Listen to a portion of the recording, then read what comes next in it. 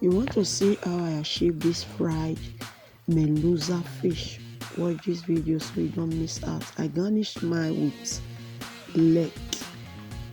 You can enjoy it anytime, any day. So yeah, I added my fish properly cleaned. I added salt, mixed spices for fish, white pepper, nutmeg. So now I will just mix and mix and mix until it is well combined.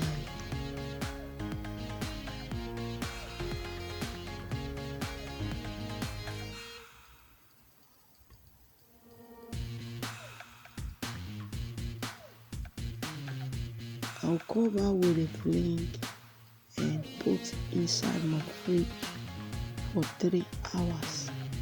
So yes, after 3 hours, I added my vegetable oil. I'll be adding the fish. For those of you always returning to watch me, I really appreciate your love and support. If you are new to the channel, please subscribe to the channel, be a member of the family, turn on the post notification so that anytime we upload, you will be notified. Feel free to check my channel out for more videos so that you don't miss out any of the video. So yeah, my fish is dried. I will just take them out of the oil and show you the finished part of this frying. So this is it. Enjoy.